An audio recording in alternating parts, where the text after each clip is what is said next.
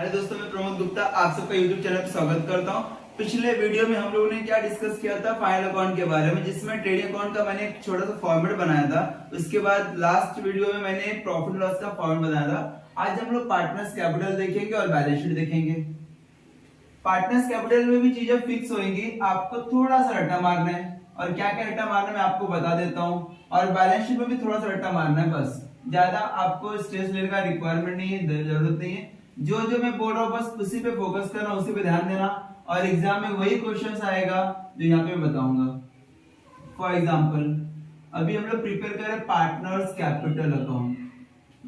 Partners capital account, इसमें same debit side और credit side, यहाँ पे भी सेम पार्टिकुलर बोलते हैं इसको। और यहाँ पे दो पार्टनर्स का नाम, फॉर एग्जांपल दो पार्टनर्स है तो एक एक्स है और एक वाई। मैंने एग्जांपल लिया किसी पार्टनर्स का नाम।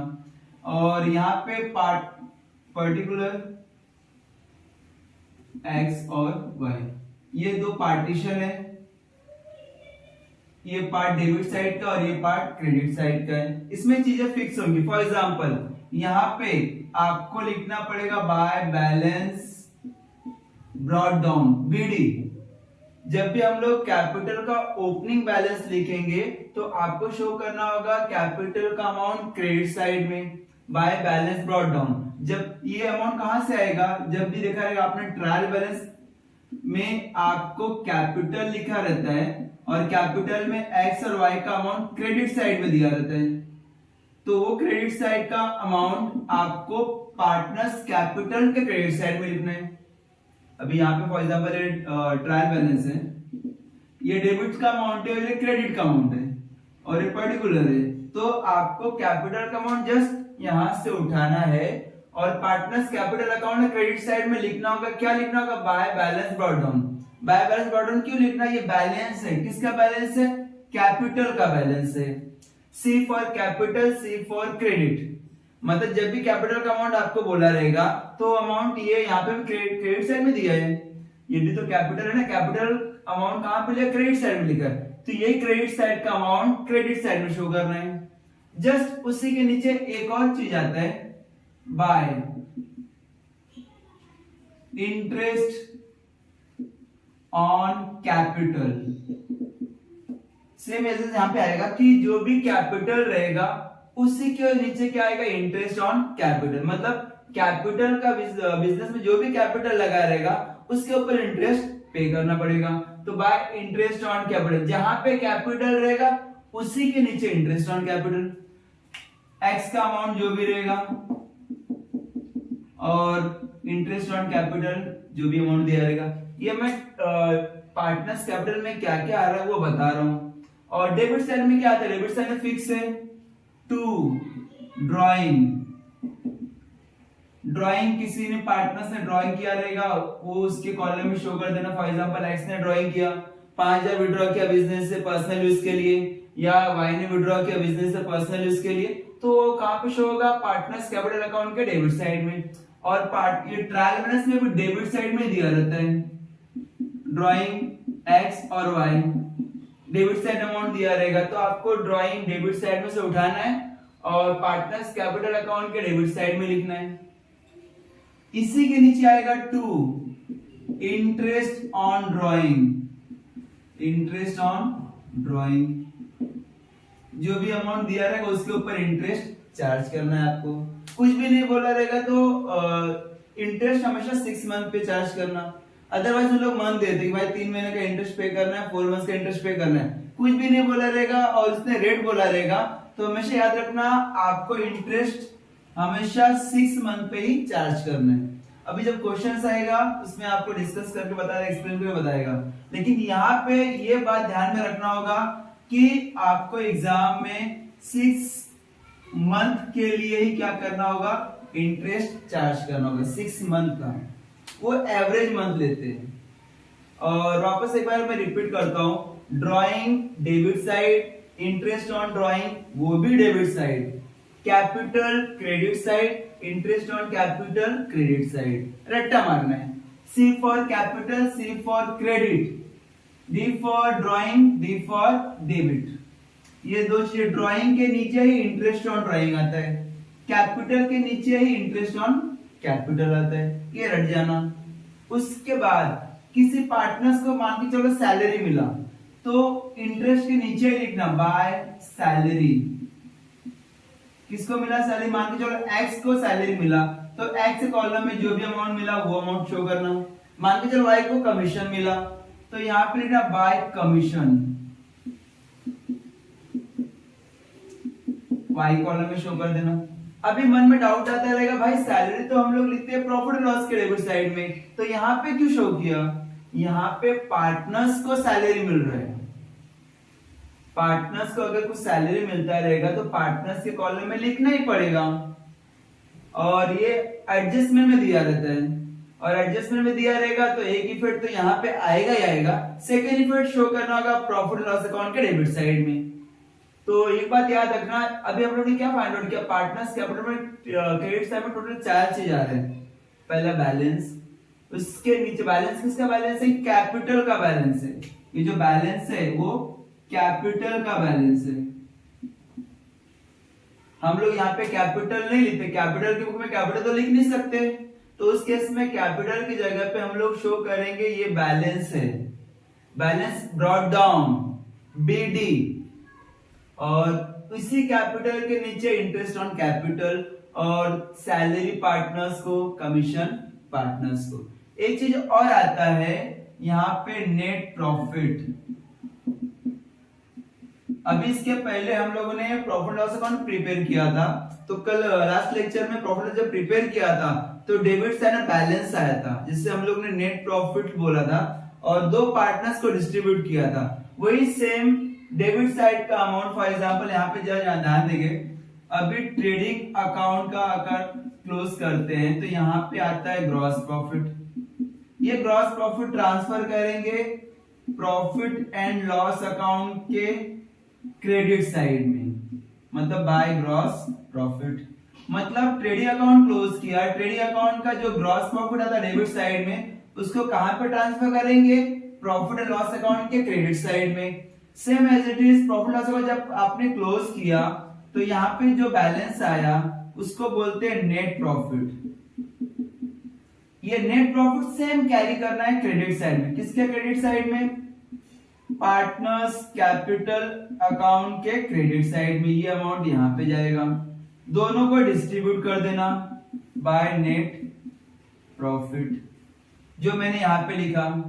2 पार्टनर्स है, दोनों पार्टनर्स को रेशियो दिया रहेगा क्वेश्चंस में, कौन सा रेशियो बोला है डिपेंड करता है, वो रेशियो में क्या करना, आपको दोनों पार्टनर्स को डिस्ट्रीब्यूट कर देना। लास्ट लेक्चर मैंने जब प्रॉफिट लॉस अकाउंट क्लोज किया था तो नीचे लिखा था यहाँ पे टू नेट प्रॉफिट, और यहाँ पे इक्वली डिस्ट्रीब्यूट किया था। तो आपने क्या किया, तो फिर आपको क्या करना होगा, सेम जो भी रेशियो दिया रहेगा सेम नेट प्रॉफिट सीधा क्रॉस में लेके जाना। डेबिट साइड में नेट प्रॉफिट आता है तो उसको क्रॉस में करना है क्रेडिट साइड में। किसके क्रेडिट साइड में? पार्टनर्स कैपिटल के। ठीक है, इसके बाद जब इसका टोटल करेंगे, अगर इसका हम लोग लास्ट में टोटल करते हैं तो यहाँ पे बैलेंस आएगा। फिक्स है, जब भी पार्टनर्स कैपिटल अकाउंट प्रिपेयर करते हैं तो यहाँ पे क्रेडिट साइड में अमाउंट ज्यादा रहता है, डेबिट साइड में कम रहता है, क्योंकि डेबिट साइड में सिर्फ ड्राइंग या इंटरेस्ट ऑन ड्राइंग रहेगा, पूरा अमाउंट कैपिटल का रहेगा। Interest on capital, wages, sorry salaries, commission और प्रॉफिट, मतलब क्रेडिट साइड का पार्ट हमेशा ज्यादा रहेगा और डेबिट साइड का पार्ट हमेशा क्या रहेगा? कम रहेगा। 99% केसेस में डेबिट साइड में सिर्फ ड्राइंग ही आता है और कुछ नहीं आता है, रट्टा मार लेना। और यहाँ पे जो बैलेंस आएगा उसको लिखेंगे to balance carry down, to balance carry down, carry कर रहे हैं हम लोग। और याद एक बात ये वर्ड याद, यहाँ पे बहुत सारे लोगों मिस्टेक करते हैं कि भाई यहाँ पे सीडी लिखना है कि बीडी लिखना है। जब भी हम लोग ओपनिंग बैलेंस लिखेंगे, स्टार्टिंग में लिखेंगे तो ब्रॉट डाउन रहेगा बीडी। इसको मैं स्पेस में हाईलाइट कर देता हूं, यहां पे लिखेंगे by balance brought down BD, और जब क्लोज करेंगे तो कैरी डाउन लिखना, कैरी डाउन। क्लियर है आपको मैंने क्या बोला? वापस मैं रिपीट करता हूं। पार्टनर्स कैपिटल का अमाउंट क्रेडिट साइड में शो करना होगा। नाम क्या रहेगा? Bye balance brought down. जिसका दो पार्टनर्स है, दो पार्टनर्स का कैपिटल का अमाउंट यहाँ पे लिखना। हम लोग ने कैपिटल क्रेडिट साइड में क्यों लिखा? क्योंकि ट्रायल बैलेंस के क्रेडिट साइड में पार्टनर्स कैपिटल का अमाउंट गिवन है। अगर आप बैलेंस शीट का लायबिलिटी प्रिपेयर कर तो कहीं देखा रहेगा बैलेंस शीट में, तो वो भी लायबिलिटी साइड में ही रहता है कैपिटल। तो हमेशा याद रखना पार्टनर्स कैपिटल का ओपनिंग बैलेंस क्रेडिट साइड में रहेगा। फिर उसमें हम लोग उसी के नीचे इंटरेस्ट ऑन कैपिटल, उसी के नीचे सैलरी दिया रहेगा किसी पार्टनर्स को, एक्स्ट्रा काम किया रहेगा, और उसी के नीचे कमीशन, पार्टनर्स को कमीशन। कोई बोला रहेगा कि भाई मेरे को एक्स्ट्रा सेल कर रहा हूं तो मुझे इसके बेस पे कमीशन चाहिए, तो ये डिमांड कर सकता है कमीशन। किसी और को कमीशन देने से बेटर है तो मैं ही सेल करता हूँ, मैं टाइम पास कर रहा हूँ, बैठा हूँ, तो थोड़ा बहुत काम करेगा तो मुझे कुछ इनकम रहेगा, तो उस केस में कमीशन देना पड़ता है। जो भी पार्टनर्स काम करेगा उसको कमीशन मिल गया। जो पार्टनर सैलरी बोलता रहेगा कि नहीं मैं 8 घंटा काम कर रहा था, मेरा हम दोनों का फर्म है, मैं एक एक्स्ट्रा वर्कलोड ले रहा हूँ तो मुझे उसका कुछ अमाउंट में ले लेना चाहिए, तो उस केस में क्या कर, थोड़ा एक्स्ट्रा काम किया तो पार्ट टाइम का या तो उसको सैलरी मिलना शुरू हुआ।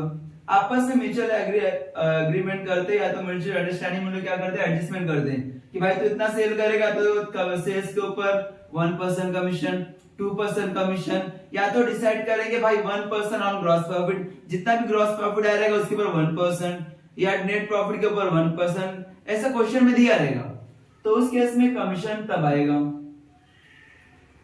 ये होने के बाद आपका पार्टनर्स कैपिटल क्लोज करना है, और सेम बिजनेस क्लोज कैसे करना है, वही सेम फॉर्मूला जैसे मैंने ट्रायल बैलेंस का ट्रेडिंग अकाउंट का डेबिट साइड क्लोज किया था, क्रेडिट साइड का प्रॉफिट लॉस भी क्लोज किया था, अभी पार्टनर्स कैपिटल भी सेम से क्लोज करना है। पहले एक पार्टनर्स का अमाउंट लेना, फॉर एग्जांपल अगर मैं x का लेता हूं, x का क्रेडिट साइड में कितना अमाउंट है, सेम x का डेबिट साइड में कितना अमाउंट है। मान के चलो क्रेडिट साइड में है 1,40,000, डेबिट साइड में है सिर्फ 20,000। मैं एग्जांपल बता रहा हूं, ध्यान से सुनना। मैं क्या कर रहा हूं, पार्टनर्स कैपिटल अकाउंट क्लोज कर रहा हूं।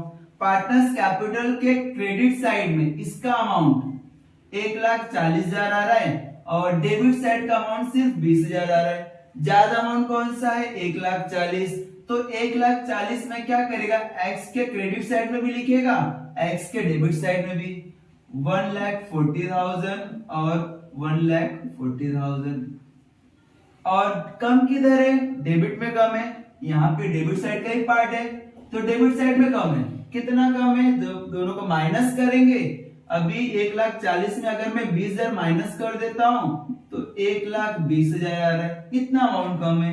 कहां पे कम है, डेबिट में कम है, क्योंकि क्रेडिट साइड में ज्यादा है, क्रेडिट साइड में ज्यादा रहेगा तो कॉमन सी बात है डेबिट में कम है। कितना कम है, दोनों को जब माइनस किया तो एग्जैक्टली फिगर मालूम पड़ेगा, 1,20,000। इतना अमाउंट कहां पे कम है, डेबिट साइड में। किसके डेबिट साइड में, x के डेबिट साइड में। सेम एज इट इज, मैंने तो x का क्लोज किया, अभी y का भी सेम एज इट इज करना। y का क्रेडिट साइड में देखना कितना अमाउंट है। मान के चलो इसका भी अमाउंट 2,10,000 है, क्रेडिट साइड में मान के चलो कि 2,10,000 क्रेडिट साइड y का अमाउंट है। डेबिट साइड में मान के चलो इसका अमाउंट आ रहा है 1 लाख। तो अभी ज्यादा अमाउंट कौन सा है, 2,10,000 है, तो जो अमाउंट ज्यादा रहेगा वो आपको दोनों साइड में लिखना है। तो मतलब 2,10,000 यहाँ पे भी लिखना है और 2,10,000 यहाँ पे भी लिखना है। कम किधर है, क्रेडिट में 2,10,000 है, डेबिट में सिर्फ 1 लाख है, तो इसका मतलब डेबिट में कम है। देख रहे हो यहाँ पे डिस्टेंस डिफरेंस देख रहे हो, क्रेडिट साइड में 2,10,000 दिया है, डेबिट साइड में सिर्फ 1 लाख दिया है, तो डिफरेंस कितना है, डेबिट साइड में 1,10,000 कम है, तभी तो टोटल अमाउंट 2,10,000 होना चाहिए। तो यहाँ पे 2,10,000 तो क्रेडिट साइड में, डेबिट साइड में सिर्फ 1 लाख है। अगर मैं दोनों को माइनस करता हूं तो एग्जैक्टली मालूम पड़ेगा भाई डेबिट साइड में 1,10,000 रुपए कम है। तो मैं क्या करेगा, डेबिट साइड माइनस करने के बाद ये अमाउंट यहाँ पे लिखना, 1,10,000, इतना अमाउंट क्या हमारा कम है। बस ये आपका क्लोज हो गया। क्लियर है मैंने क्या बोला, वापस मैं शॉर्टकट में रिपीट करता हूं। एक्स मैंने क्या किया, पहले पार्टनर्स कैपिटल का डेबिट साइड का एक पार्टनर्स लिया, उसका डेबिट साइड का टोटल और क्रेडिट साइड का टोटल लिखा। फिर फाइंड आउट किया कि भाई ज्यादा अमाउंट कौन सा है, तो मुझे मालूम पड़ा क्रेडिट साइड का पार्ट ज्यादा है, तो क्रेडिट साइड का अमाउंट मैंने दोनों साइड में लिखा। एक्स के कॉलम में ध्यान देना, मैं बात कर रहा हूं 1,40,000 ये एक्स का कॉलम है और ये 1,40,000 एक्स का कॉलम है।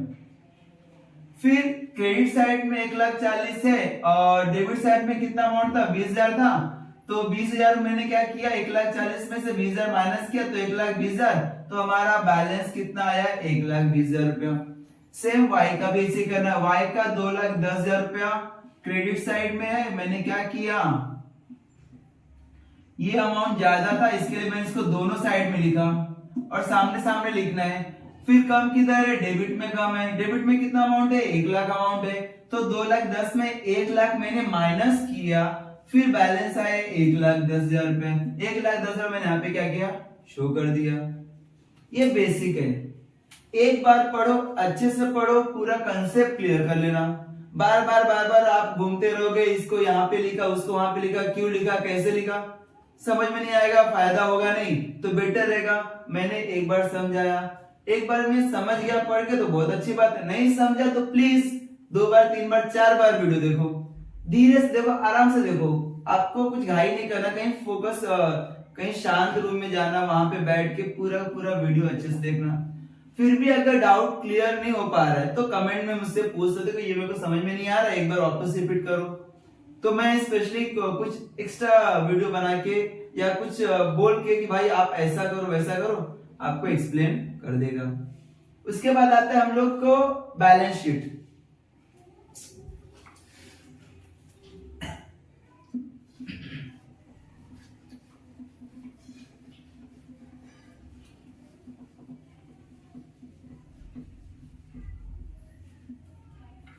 बैलेंस शीट देख लेते हैं हम लोग।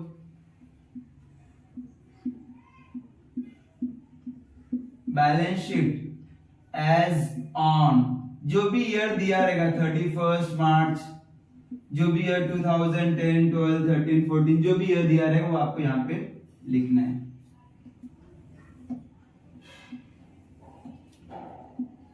इसमें भी same as it is, inner column outer column show करना है आपको।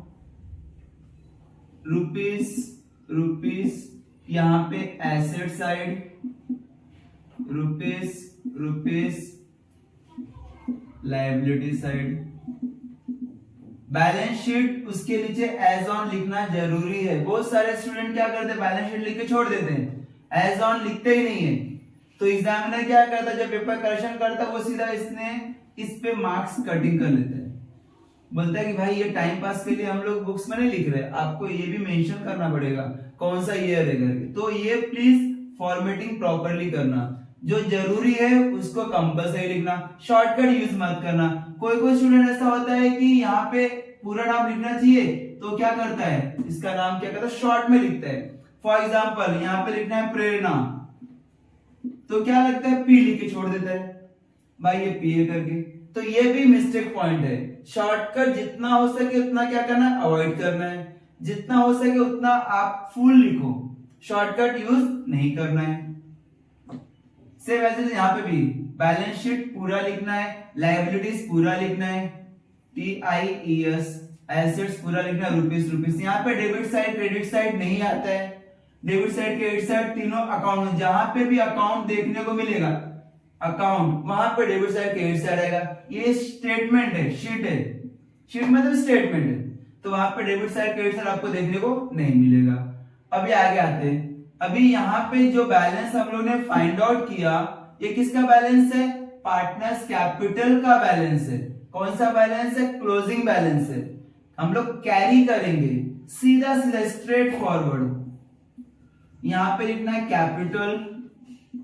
कैपिटल में एक्स का अमाउंट कितना है, वाई का अमाउंट कितना है, वो सीधा आउटर कॉलम में शो कर देना। 1,20,000 रुपए मान के चलो एक्स का है, वाई का 1,10,000 है। ये मैंने एग्जांपल के रूप में अमाउंट लिखा है। क्या किया आपने, जब पार्टनर्स कैपिटल अकाउंट आपने क्लोज किया, क्लोज करने के बाद जो आपका अमाउंट बैलेंस आया, तो इसको क्या करना है, कैरी करना है।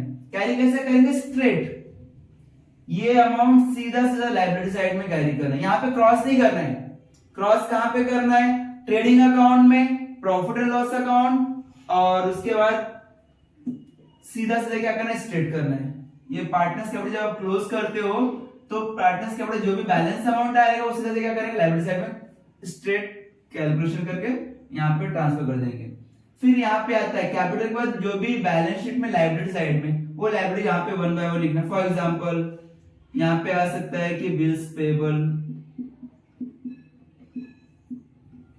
और यहाँ पे आ सकता है बिल्स रिसीवेबल,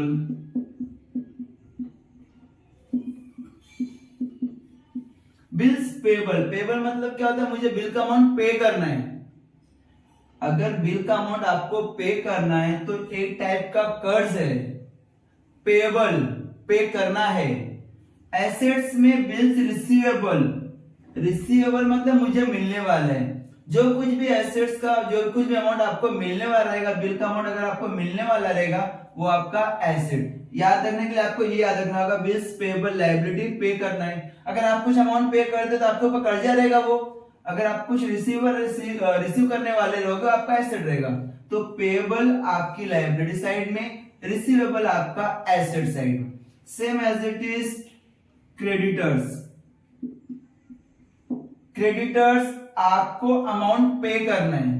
एक होता है डेटर्स जिससे आपको पैसा मिलेगा। ध्यान देना, आप अगर मैं आपको डेटर्स क्रेडिटर्स में कंफ्यूजन हो रहा है तो फिर एक बात याद रखना, आप बिजनेसमैन हो, आपने क्या किया? ये सामान परचेस किया। मान के चलो एबीसी कंपनी से आपने सामान परचेस किया और पीक्यूआर कंपनी को या पीक्यूआर को आपने क्या किया? सेल किया।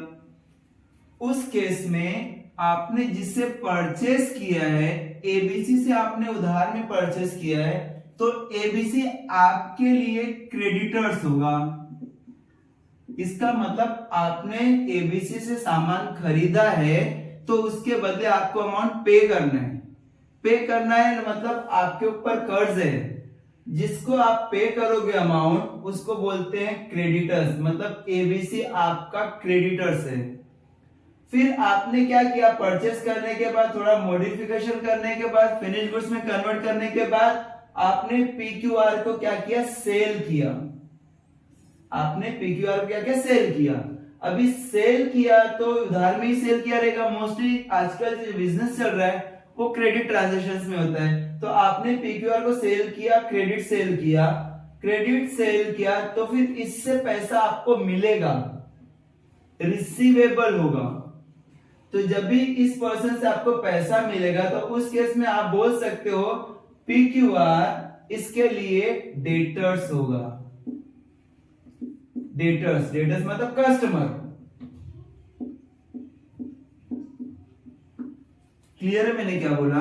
जिससे मैंने सामान खरीदा, मेरे लिए वो पर्सन क्रेडिटर्स है। मैंने उसे सामान खरीदा है ना, जब अगर मैंने सामान खरीदा उस पर्सन से तो मुझे उसको अमाउंट भी तो पे करना पड़ेगा। अगर मुझे अमाउंट पे करना है तो मेरे ऊपर कर्ज है, और मेरे ऊपर कर्ज है तो वो पर्सन मेरे लिए क्रेडिटर्स होगा। और जिस पर्सन को मैं सेल करेगा उस पर्सन को मुझे पैसा उससे मुझे मिलने वाला रहेगा, रिसीवेबल रहेगा। पैसा जिस पर्सन से मुझे मिलेगा वो मेरे लिए डेटर्स होगा। इसके लिए डेटर्स हमारा एसेट साइड में जाता है और क्रेडिटर्स लायबिलिटी साइड में। फिर एक होता है bank balance.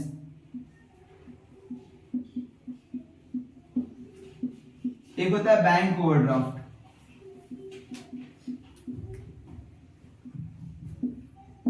Bank balance, bank overdraft में डिफरेंस क्या है? आपके अकाउंट में सफिशिएंट अमाउंट है 10,000 और जब भी चाहो पैसा निकाल सकते हो। वो आपका बैंक बैलेंस, वो आपका एसेट है। बैंक ओवरड्राफ्ट क्या होता है? कभी कभी बैंक वाला आपको एक फैसिलिटी देता है। अगर आपका करंट अकाउंट होल्डर हो और आपका ट्रांजैक्शन बहुत अच्छा है, लाखों में टर्नओवर है, हमेशा पैसा आ रहा जा रहा है, तो वो बैंक वाला क्या ऑफर करता है आपको कि आपके अकाउंट में अगर 10,000 है तो आप उससे ज्यादा विड्रॉ कर सकते हो। मतलब 40,000 का लिमिट हो सकता है, 50,000 का लिमिट हो सकता है। बैंक वाला लिमिट फिक्स करते हैं। इसका मतलब आपके अकाउंट में सिर्फ 10,000 होने के बावजूद भी आप 40 से 50,000 तक अमाउंट विड्रॉ कर सकते हो। ओवर मतलब ज्यादा, बैंक से आपने क्या किया, ज्यादा विड्रॉ किया। इसका मतलब ये नहीं कि आपको बैंक को रिपे नहीं करना पड़ेगा, आपने पैसा विड्रॉ किया ज्यादा तो कॉमन सी बात है आपके ऊपर कर्ज है, वो कर्ज आपको रीपे करना पड़ेगा। इसके लिए बैंक ओवरड्राफ्ट आपके लिए लायबिलिटी है। बैंक बैलेंस आपको पता है, आपने जैसे पैसा आपको मिला आपने सीधा बैंक में डिपॉजिट किया तो आपका बैंक बैलेंस है। फिर यहाँ पे फिक्स एसेट, बहुत सारे फिक्स एसेट आते हैं। For example plant and machinery हो गया, फर्नीचर हो गया, लैंड एंड बिल्डिंग हो गया, ये सब कॉमन है, आप लोगों ने बहुत बार सुना होगा। भाई मशीन है, प्लांट है, फर्नीचर है, फर्नीचर मान जो हम नॉर्मली ऑफिस में यूज करते हैं, बिल्डिंग हुआ, कोई जमीन जायदाद हुआ, वो सब आपका एसेट्स है, आपका प्रॉपर्टी फिक्स एसेट्स है। फिर और आता है यहाँ पे अगर हम बात करते हैं तो कैश बैलेंस भी, वो भी आपका एसेट है। इन्वेस्टमेंट, आपने कहीं पैसा इन्वेस्ट किया है, वो भी आपका एसेट है। एक चीज यहाँ पे और आता है, कभी कभी ट्रायल बैलेंस में दिया रहता है प्रीपेड, और यहां पे आता है आउटस्टैंडिंग, ये सबसे इंपॉर्टेंट है। आउटस्टैंडिंग एक्सपेंसेस में कुछ भी एक्सपेंस हो सकता है, प्रीपेड एक्सपेंसेस में कुछ भी एक्सपेंसेस हो सकता है। दोनों का डिफरेंस क्या है? आउटस्टैंडिंग मतलब देना बाकी है, मतलब आप जिस जहां पे आपका ऑफिस है, मान के चलो रेंट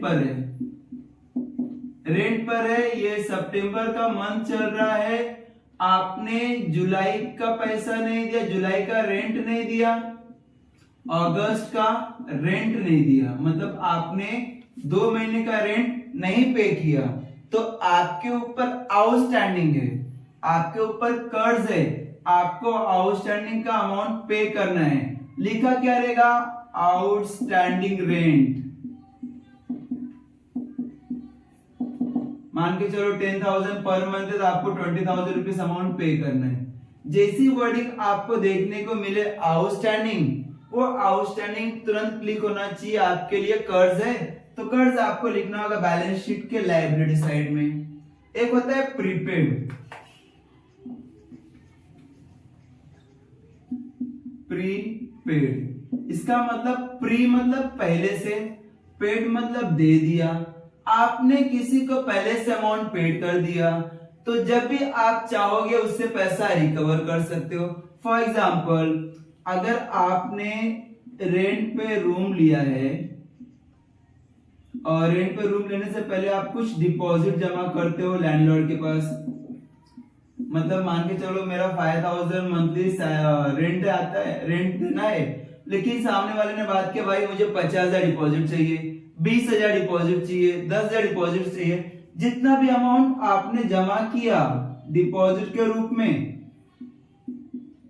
या आपने बोला रहेगा भाई एक काम करो मैं अभी से 4 महीने का रेंट एक साथ पे कर देता हूं, मैं बार बार आप मेरे पास आओगे मैं आपको दूंगा, इससे बेटर रहेगा एक काम करते 6 महीने का, 5 महीने का, 4 महीने का एक ही साथ मैं रेंट पे कर देता हूं। रेंट तुरंत आज सितंबर, मान लीजिए सितंबर है तो डायरेक्टली रेंट पे कर दिया पूरा 5 महीने का या 6 महीने का रेंट कर दिया, पूरा 60,000 रुपए रेंट पे कर दिया। ये आपका प्रीपेड हुआ। डिपॉजिट भी एक टाइप का प्रीपेड है। क्यों प्रीपेड है? कि भाई मान के चलो आज सितंबर है, सितंबर रहने के बाद आपने इसी महीने क्या किया, 6 महीने का रेंट पे कर दिया, प्रीपेड रेंट हो गया। लेकिन आगे 1 महीने 2 महीने बाद आपको लगता है कि नहीं आपको चेंज करना है, रूम ऑफिस चेंज करना है, तो उस केस में आप सामने वाले को बोलेगा भाई मैंने 6 महीने का रेंट दिया था, 2 महीना ही मैं यहाँ पे हूँ, अभी 4 महीना मैं कहीं और जाने वाला, तो प्लीज आप मुझे क्या करना है बाकी जो 2 महीने का डिडक्शन करके बाकी 4 महीने का अमाउंट मुझे प्रीपे कर दो।